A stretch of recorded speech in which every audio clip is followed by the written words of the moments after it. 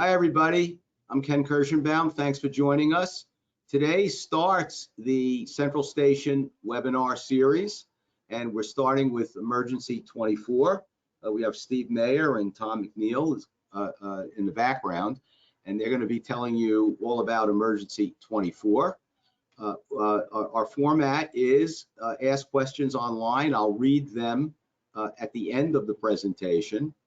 So we'll try and get to all the questions. I hope Steve's going to save enough time for that. I'm sure he will. And yes, the webinar is being recorded, and it will be up on the K&K website within a few days. Sometimes it takes a little bit longer than others, but it'll certainly be up within a few days. So as you know, Central Station service is one of the most important decisions you have to make. Before last week, I would have said the most important, but perhaps it's shared by the software you have to decide on. And that was our webinar series back last 2 weeks. Those webinars are already up on our website, so you can watch them if you want.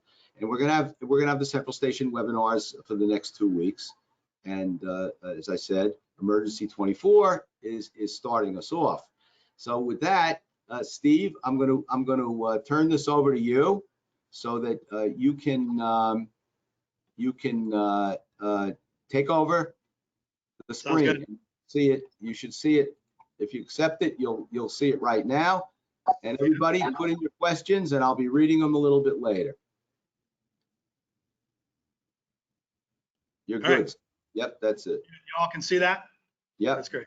Hold on 1 second here. All right, I'm going to take my video off for a minute here. All right, thank you all. So really appreciate this opportunity to share with dealers and our peers out there how Emergency24 stands apart from the rest of the market. My name is Steve Mayer. I'm the Vice President of Operations and Administration here at Emergency24. Actually, today is my 5th year anniversary here with this company. And I've got to say, of all the industries and all the companies that I've had the pleasure of working with, this is absolutely the best place to be. And I'm really happy and I'm really excited about this opportunity to talk about why you should trust Emergency24 for your central station. Tom? Hi, my name is Tom McNeil. I've been in the industry for 25 plus years. I've been on the wholesale side for about 20 years. I am the VP of Sales and Marketing. My 1-year anniversary is coming up November 15th. So we appreciate you all joining, and we're going to try to make this as interactive as we possibly can. You can type in questions during the course of this presentation. And one of the things that we'd like you to take a second and do right now is what's important to you in your alarm dealers, in your relationship with the central station. We'd like you to go ahead and take a minute to add some comments in the Q&A area. Like I said, a couple items that are most important to you, some of the things that may resonate, may not resonate. If your central station, is your central station telling you how to communicate with your customers? Have there been changes or issues in operations? Does automation impact your decision? What makes you stay with your current central station? We at Emergency24 survey our dealers annually.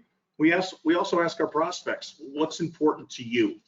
And as you're typing some Q&As in, or some things that are important to you, or things that you look for, we'll address those as we move forward. And because we do survey our dealers, and we do speak with them and have a lot of touch points, these are some of the things that we're hearing from our dealers and what they're seeking. First and foremost is honesty and integrity. We've been in business for 56 years, and that's really one of the driving forces of the Monteverde family and what it is that we do here at Emergency24. We talk about things like quick response, great customer service. I think another key point is always being available at the management level. And what I mean by that is, I've had the same cell phone for the beginning of time, 25 plus years. And situations arise from time to time, and your dealers, your customers have to be able to get a hold of you. And I can honestly say I field the phone calls on Sunday morning at 2, Friday night at 11. It does happen from time to time, and that's where you establish the personal relationship with your customer, with your dealer, that shows them you'll go the extra mile. Those are some of the things that we do here at the management level. Our cell phones are out there for everybody and anybody, and we jump in whenever we can. Steve will talk a little bit more about our cutting edge solutions as we move forward and some of our premier partners in this industry. One of the other things that our dealers have shared with us and some prospects along the way, we're not in competition with you. We are just simply a 24/7, 365 central station. That's all we do is monitor accounts. We're always striving for excellence, and we're a proven partner that listens. And without a doubt, one of the biggest reasons I'm here is they're in it for the long term. This company has been around for 56 years. You can't say much more than that when it comes to honesty and integrity. Steve? Yeah, sure. Yeah, we still have customers who've been with us from the early days, 40, 45 years, and they're continuing to grow with us. And that speaks volumes for itself. Emergency24 was founded by Dante Monteverde, really on the idea that he would sell off his alarm accounts. He had his own alarm company. He would sell off his alarm accounts and then start providing strictly central station services to his peers in the Chicago area. We are a UL listed and FM approved full service third party central station with redundancy in 4 geographically diverse locations. That's Illinois, Maryland, Wisconsin, California. From the early days, we set out a path of continuous improvement in technology and operations as really the key drivers of our innovation. Throughout our history, we have pushed technological improvements in our industry, even up to today, where we have developed back-end solutions for Blue Point Alert, and we are the founding partner with Honeywell's CLSS Enhanced Monitoring Solutions.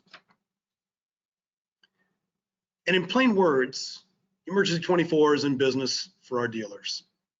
From the start, Mr. Monteverde promised not to compete with our customers, with his customers. And this remains true in every sense of the word. None of our investments, none of our efforts are focused on anything that would compete remotely with our customers. And we're not just a family-owned central station. We are, like I said earlier, drivers of industry change and growth, from active shooter command and control, from video verification, two-way text, municipal monitoring, and now digital dispatch through CLSS. We focus on our dealers and what's really needed in our communities. And despite us investing so much of our resources and technology, we still acknowledge that we are a service organization, and it is really our people who are the biggest asset for us and our customers. And the proof of that is in the longevity of our employees. We have folks who've been here for 10, 20, 25, 30, 35. Even our very first employee who retired and came back has been with us for 45 years. That loyalty and commitment and sticking around with us demonstrates kind of the high quality environment that we operate within. There are families within our family here, business here. There are aunts and nieces, and there's mother and there's children. There are spouses who all work within there. They wouldn't be telling their families to join in here if this wasn't a great place to work and a great place to be. And that is just a sign of how we treat our employees. We know that when we treat our employees well, they turn around and treat our customers well. And it's not just about the employee parties and the food. We really care. And let me give you an example. We had an employee several years ago who got quite ill and was not able to work with us while they were recovering. And Emergency24, this person had been with us for 25 plus years. Emergency24 covered their payroll during that entire time. They were not working for us, they were on leave, and they were covered their payroll for that entire time they were out. And that's just that's something that continues, not just on a one-off thing. That's an ongoing thing that happens. We care. It's that personal touch, and it's that personal touch that our leadership is available both to our employees and also to our customers. Thanks, Steve. One of the things that, some of the things, how we support our dealers, and this is pretty straightforward and pretty common, but it's worth mentioning. Obviously tech support, data entry, customer service support, compliance and account setup. We have a lot of startups that come to us throughout the year or on a weekly basis, and we all know what startups are all about, but we never know where they're going to end up. And we want to go that extra mile with them, get them set up, get them putting on accounts, and really holding their hand and taking care of everything from A to Z. And that's a personal level of service that our human interaction is key to providing for life safety services. We have decades of listening to our dealers and developing custom reports. Even custom functionality is a deep partnership. We frequently have webinars to talk about the latest and greatest stuff that we're going to be rolling out, which Steve will talk about as we move forward in this presentation. We offer in-person or web-based training. One of the other things that we do is acquisition opportunities.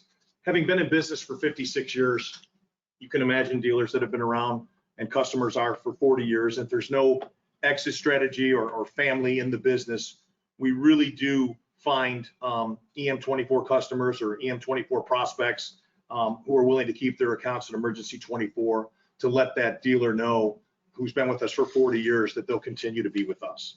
And that helps grow our dealer base and keep the accounts with us long term. We have a world-class conversion team. That's a big part of what we do. It's a process that nobody likes. It's not something that prospects want to do.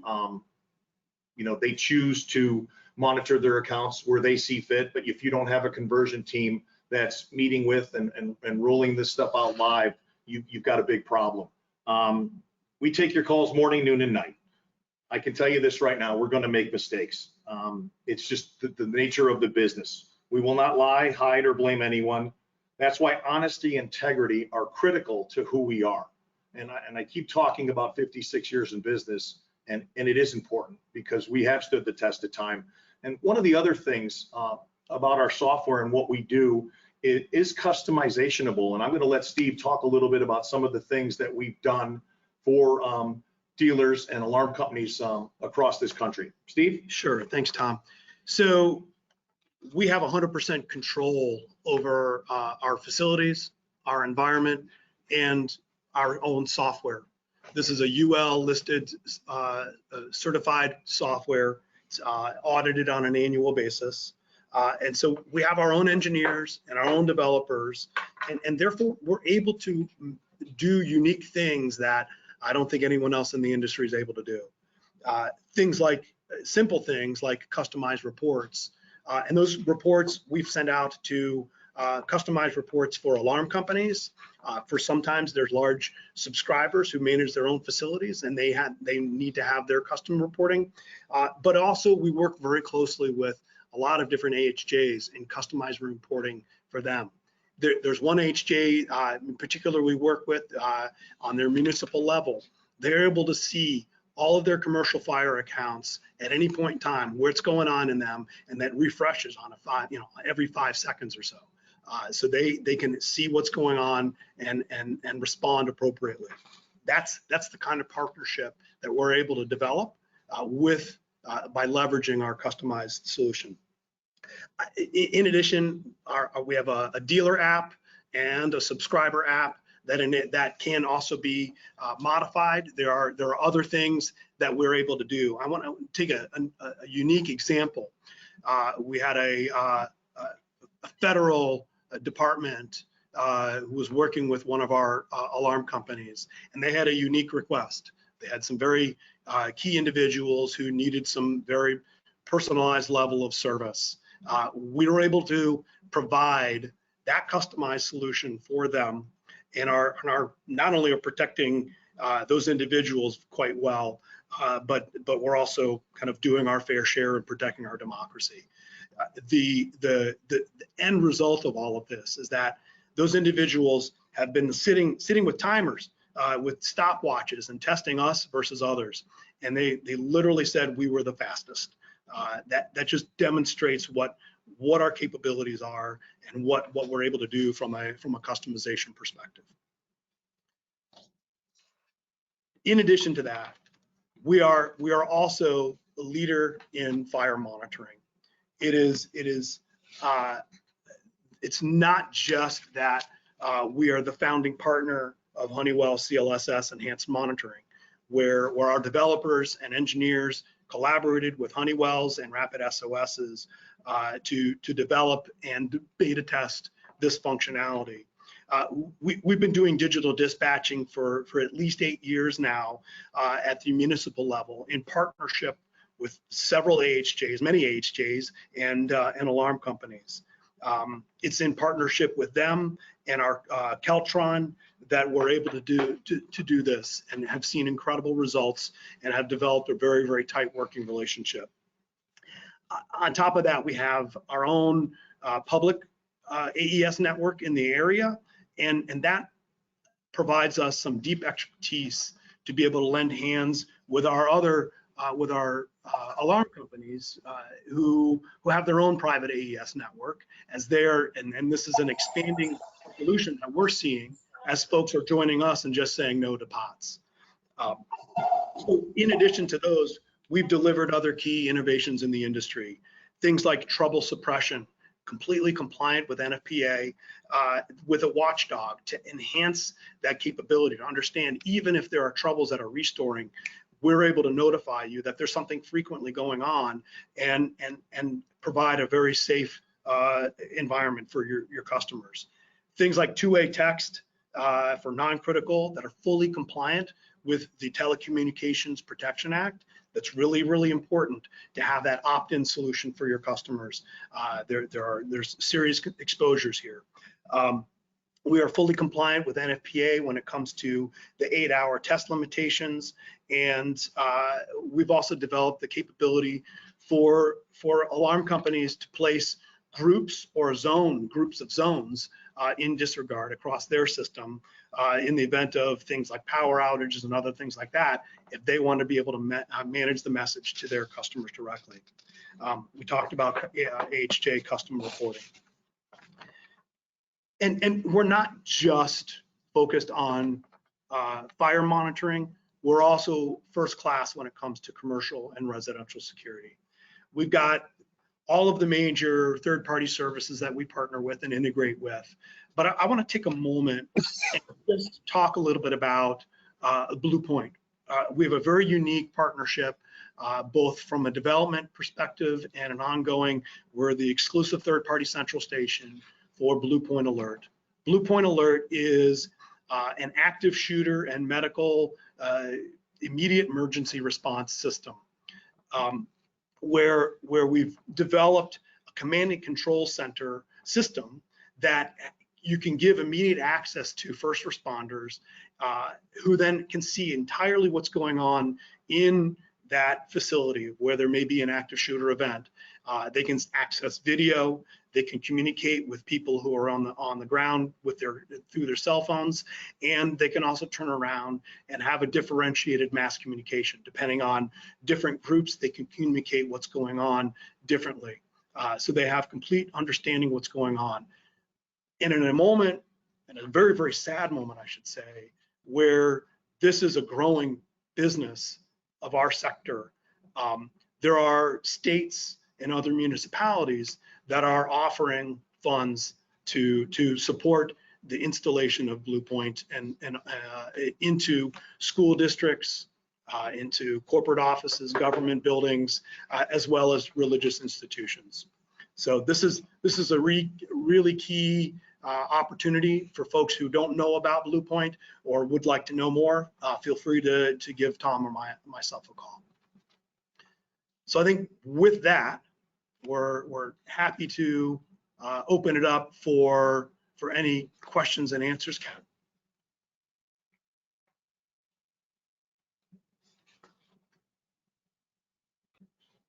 Hi, you guys ready for Q&A? Yeah, sure. Okay. Are you integrated with CRM Workhorse? We do not have a direct integration with Workhorse. A lot of it's our own proprietary software. We do have the ability to connect with that. If they have a question, we can help connect through API if they need to. All right. Do you provide your customers with their own phone lines? Absolutely, absolutely. Is there an additional charge for that? There is not. Sorry, let me correct that. If you have a very small number of accounts, there may be an additional charge for that. But right. What's your cutoff for a dedicated line in terms of accounts? I think it's like 50. Okay. Do my customers receive phone calls from the same phone number, and is that number mine? You're calling from the dealer's number or the central station's number. So we have the ability to, those numbers are calling from, we have a wide range of numbers that they're calling from. We have the ability to offer personalized service where our operators are responding as if they are responding as the dealer. But those phone lines, a wide range, they vary, but they pretty much one line will go to one set of dealers though. Well, but I guess what he's asking is customers that have a caller ID calling, I guess they want to know whose name is going to pop up. It'll actually say alarm monitoring center. Right. Okay. So there won't be any name on there, basically. You say the monitoring center is calling. Right.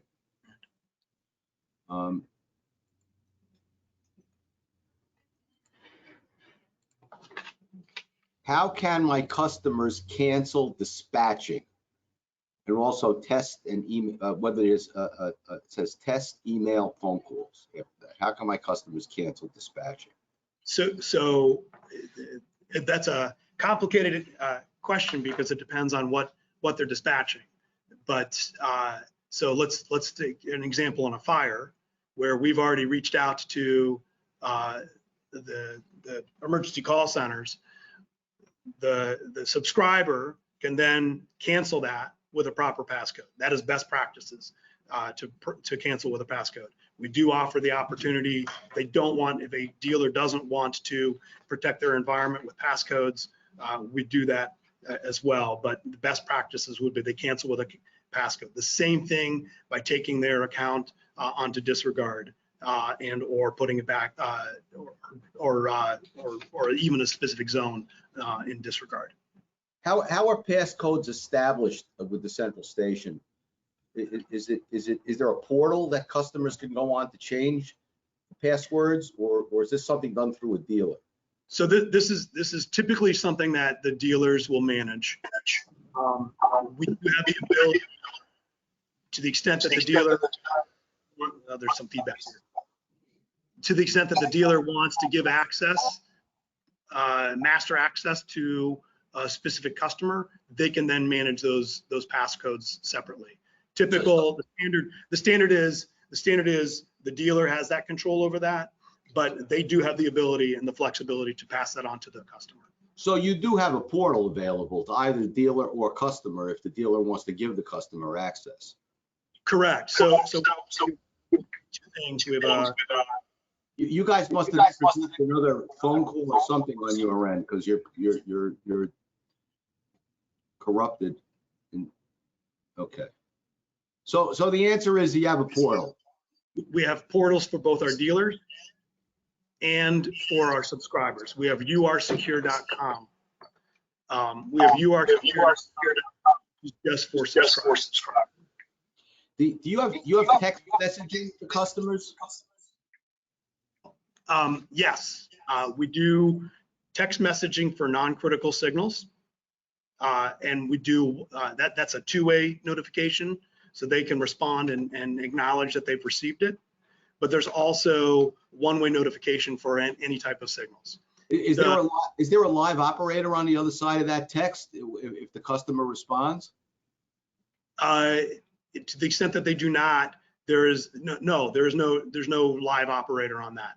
It's strictly, we're either going to call or text. And there are some times where it's the one-way notification, we're still going to call. So when you say they can text back, well, they're doing, what are they texting back that they received? They're strictly acknowledging that they've received the notification. Okay. With all the BS out there, do you have dispatchers at home? So yeah, that's an interesting question. I want to share a slide here. Whoops, there we go. Are we able to share a slide? Yeah, can you guys see our slide? Yeah. So yeah, we do have folks who are working remotely, but I want to kind of describe how we do this. That everything we do here in Emergency24, like I said, is done with integrity and honesty, and really we focus on what is best for our customers, and I'm not going to do anything to destroy any type of value that we've created and success that we've had over the 56 years here. Kind of in that light, we have what we call a managed remote functionality.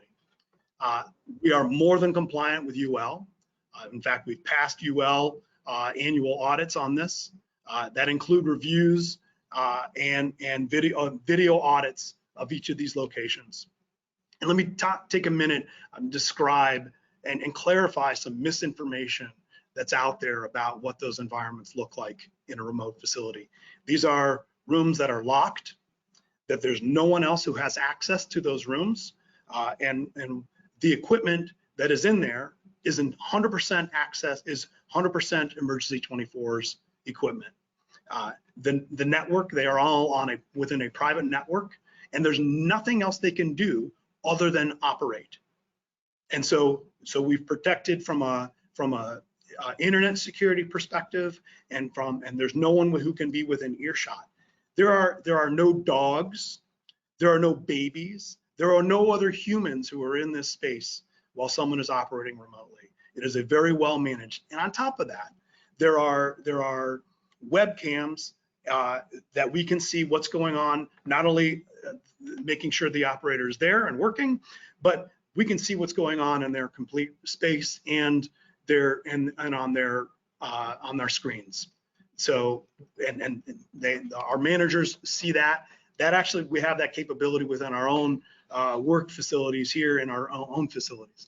We're not dispatching everyone out remotely.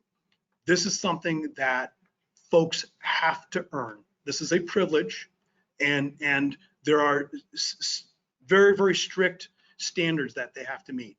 First of all, they have to have been trained for at least 8 weeks, which is our standard training here. And then they need to work within our operations physically on site for at least 6 months. And then we take a look at their productivity, their quality, which is really, really important, and their attendance and their abilities to follow instructions and all of that. That's when they're allowed to work, if they work remotely, if they're allowed, if they meet those standards. To the extent that there's any slips in their performance, guess what? We bring them back. They are then given an opportunity to prove themselves again, but there are people who just work better in an facility location. The value of this, the reason I talked about earlier, that we do this because of our customer, and there's 2 key things that we've learned, that in critical operations, and everyone knows what those are, things like acts of God, and a great example is Christmas week 2022, last year, where there were storms across the entire country, power outages in key metropolitan areas, and every single central station was inundated with capacity constraints because the volume of signals was out of hand. We were able to very, very quickly add capacity way, way faster than pre-COVID times, literally, which took 30, 60, 90 minutes in the past to call people up. They would have to get dressed, brush their teeth, all of that, slop some coffee down, drive over. Now, literally within minutes, we're adding capacity to do that. And this isn't everyone. We're making sure our in-home, in facility are staffed up, but the privileged folks, these high performers, are allowed to work remotely. And as a result of that, what we've seen is that these folks who are working remotely are actually outperforming the folks who are working on site. And again, we measure everything. We are a continuous improvement organization. So from the get-go, when we very, very quickly implemented this back in COVID days, now we are tracking all of this performance on a very, very tight basis. And we're seeing that those folks who are working remotely have an 8-point performance improvement, 8-point performance better in quality, and they're making at least 6 calls per hour more than the individuals who are working on site. This is a key thing, that we are focused on quality. To the extent that people miss that, they come back. We do not train online. Everyone is trained physically in our own facilities, and these are all people who are working within our geographic areas. So Maryland, Illinois, Wisconsin, and California. LA, Chicago, Milwaukee, Washington, D.C. area. Those are the people who are working remotely, and again, they come back in on a regular basis as needed for training or for other purposes. I don't know how, hopefully that answers your question. Well, I have a few follow-up. So when you describe the space that your remote operators would be working in, it almost sounded to me like it was a space created by Emergency24. But now I'm thinking that's not what you meant. These are spaces in order for them to have the privilege, they have to meet or exceed UL standards, which is they need a lockable room and a room in which no one else within earshot can hear what's going on and see what's going on their machines. Well, would a bedroom with a lock on the door qualify for that? Sure, it could, as long as there were no one else in that bedroom. When you also mentioned one of the benefits you found is that you could increase capacity and in emergency situations in particular. And by capacity, I think you are meaning the ability to bring in additional operators as needed because they're available at that point. They don't have to Correct. come in. Right. So that's the capacity. You're not talking about increased capacity in how many calls you can actually make it into the facility. It's how many people are there to the inbound call capacity technologically and our outbound call capacity technologically far surpasses our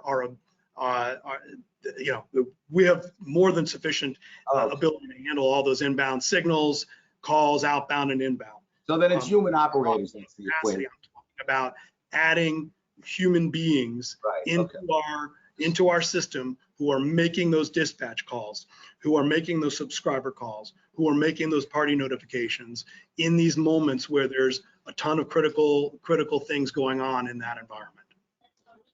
What about what technology, is there any different technology when operators working remotely are communicating with the central station facility? All signals are coming into the central station facility. Correct. And they're traveling, the operators are somehow remotely connected to the in-facility system, the in-facility receivers, I take it. They're logged in at the central station, I guess. How else would, otherwise the signal would have to go from the central station to the operator's home. So they are on a private network, and they are accessing our 100% controlled software, UL listed software, that they are accessing that software that is handling those signals. Our automation system is picking up, our receivers are taking the signal and feeding it into our automation, and those individual operators who are working remotely are accessing those signals via our automation. Again, Right. the private network. Right. So the originally I had in mind, the signal came into the central station, gets transmitted to the remote operator, who then has to deal with it. But that's not the case. The operator is already logged in to the central station. They are logged within our network. And yes, they're on your network, logged in, and so they're all of that. right. They're there. It's as if they were sitting there. That is exactly right. Right. But hold on a second, because our operations management team is seeing what's going on, and they can, and the folks in the at home or the folks in our facility, it's those signals are going to the first available operator, regardless of where they are across the entire system, whether it's in Washington, D.C., or someone working from home in Chicago or out in LA. Those people, it's the first come, first serve solution.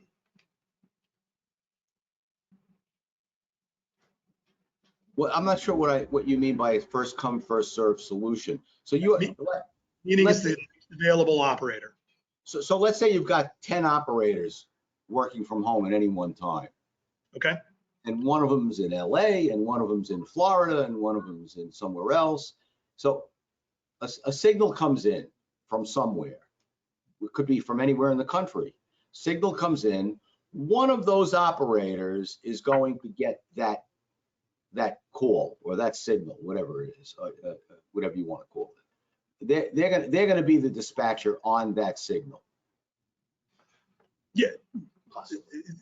Let me correct you. We don't have any facilities in Florida, so therefore we don't have any operators in Florida. No, but you might have customers in Florida. So right, we do. But we have a lot of customers in Florida. Exactly.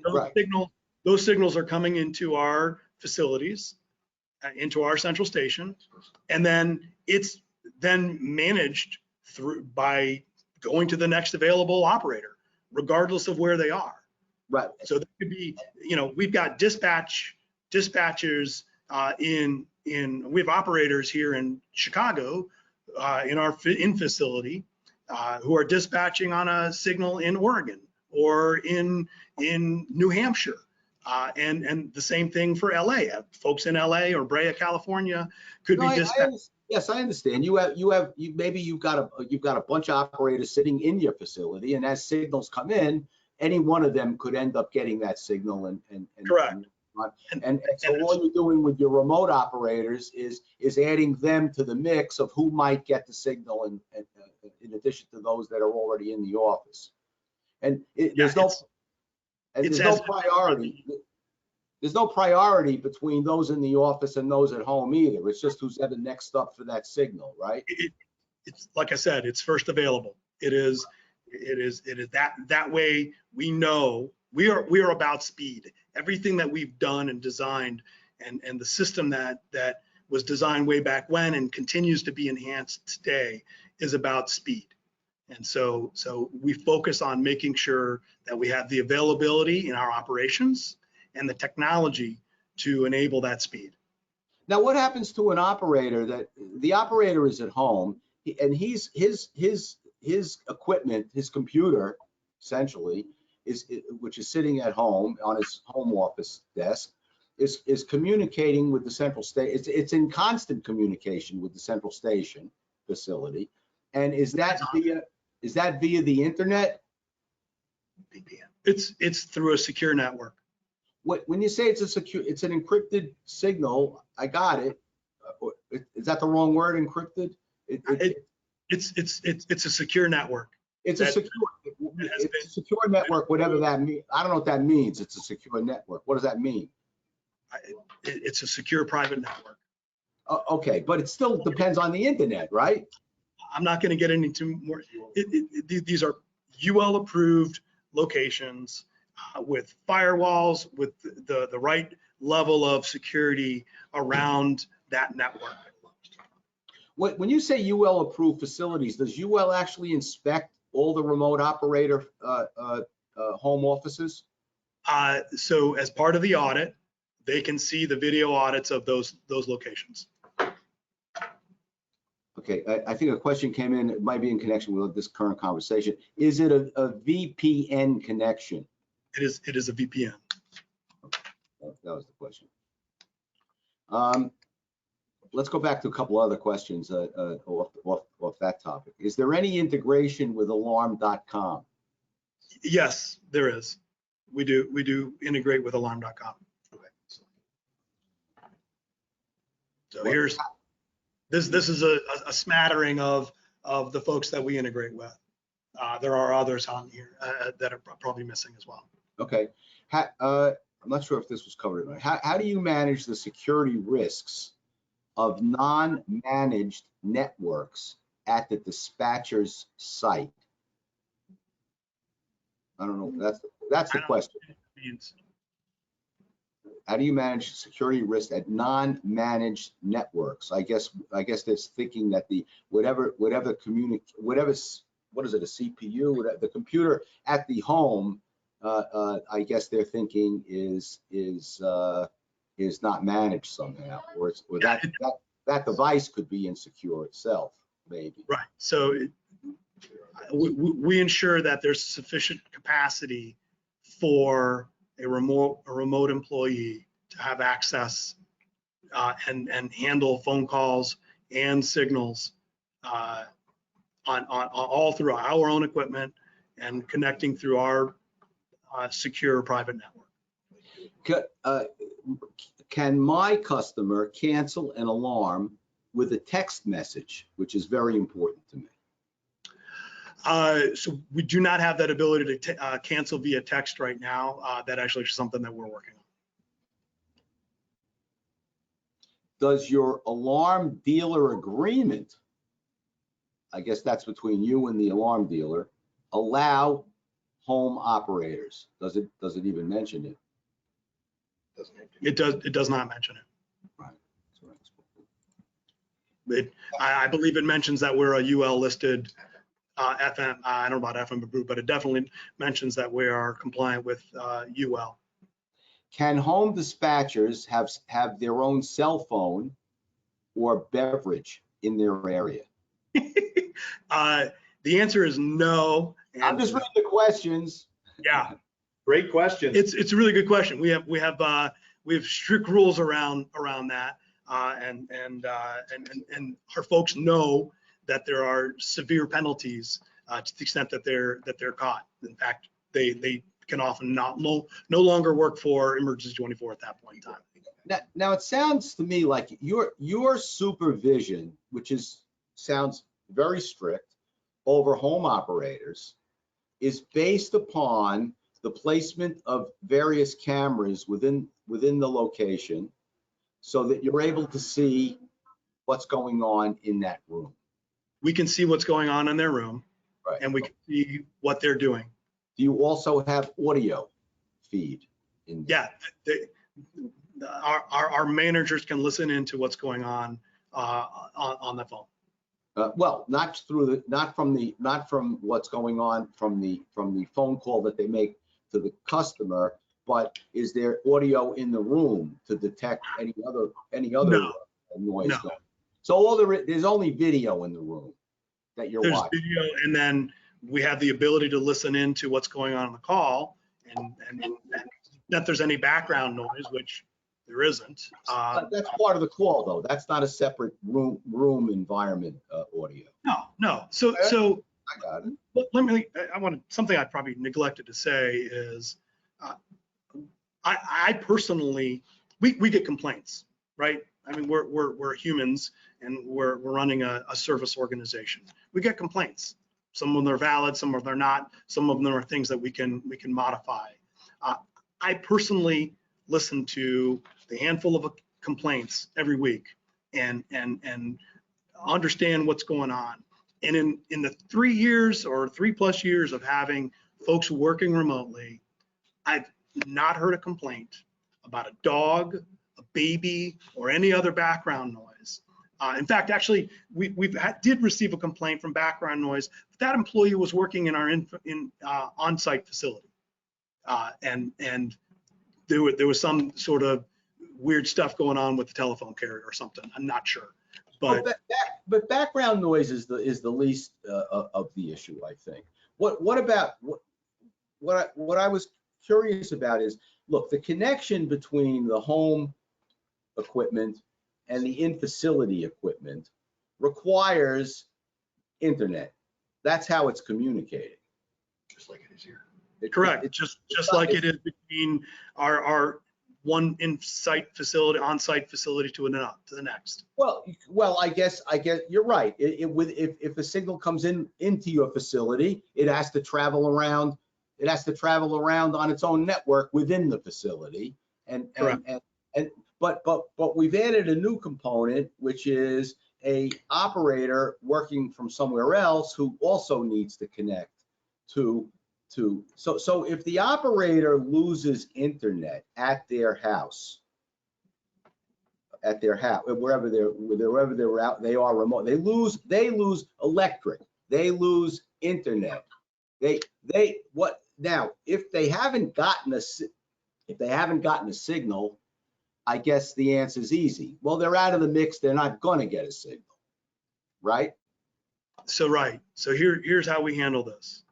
To the extent that there's some sort of power outage that impacts an employee who is remote, one, there's backup batteries that keep them going, and then two, they're then required to come back into the facility and will finish their shift. That's for electric.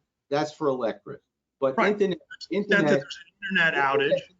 Internet's independent of electric. You can lose internet. Correct. Without losing electric. Okay. You can have interference or whatever. Let's call it complete loss of internet. Our operations managers are watching those signals, and they're seeing the extent that these are, I don't think there's ever been a dropped signal in this situation, kind of what you're talking about. The internet that we're requiring our folks to manage are sufficient to handle their day-to-day job. To the extent that there was something that was dropped, our managers are on it and picking up that signal. Well, look, internet goes out, often everywhere for a variety of reasons. Sometimes in the particular home, or sometimes in the whole neighborhood, it could go out. Okay, everyone has experienced lost internet. So a question that I'm interested in also is, do you know of any missed signal or operator error committed by a remote operator? Because I know there's a whole hullabaloo about remote operators and how risky it is, but I am not aware of any remote operator that has missed a signal. Of course, an in-facility operator can miss a signal also, or mishandle a signal is a better way to put it, perhaps. But so yes, it could happen remotely, or it could happen in facility. But so I'm not aware yet of a claim where that was an added component that was complained about on a missed signal. So your question is, do our in-home operators make mistakes? No, yes, I know they do. And in all fairness, every central station makes mistakes. Exactly. Good. Yeah. Thank you. The folks who are remote are making a lot less mistakes because these are the highest performers. These are folks who've been with us for quite enough time that they understand the nuances and intricacies of what it takes to manage and handle signals. But do you know of a particular incident? No, I already said that. Involving a remote operator as opposed to I have no complaints about that. I've not seen a drop signal at a remote facility. Okay. I think I've heard that UL is considering actually approving remote operators on a full scale basis, and that they don't even need to be in the United States. That UL is getting ready to approve that. Do you know anything about Thoroughly that? opposed. I'm Thoroughly sorry. opposed. We do not, listen, this is the 21st century, and we have 21st century technology. This is not our grandfather's central station. This is a 21st century. We have the capability to do lots of things. I completely understand that urge to go, all right, take it to Ireland or India or somewhere else. That's not who we are. We are about working within the United States of America, and our folks are working. Again, like I said, we are focused on training our folks on site, and they have to work on site in order for them to then go work remotely. And their remote workstations are not in India or the Philippines or Eastern Europe or anywhere else. They're here within proximity to our own working facilities. Do you know whether UL is considering that change? No idea. You don't know. Okay. Are there any more questions? I'm out of questions. Yeah, so let's go. we'd like to kind of wrap this up. I appreciate, if there's no other questions, we'd like to wrap this up. Okay. And if there are, this is Tom McNeil. Our last slide, one of them will have our information, emails, phone numbers, however you want. One more question right now. Many 911 center dispatchers work from home. This is just a comment. Sorry. Okay. Okay. 911 operator dispatchers. So when you mentioned the 911 dispatch, we are digitally dispatching as part of the Honeywell and Rapid SOS partnership.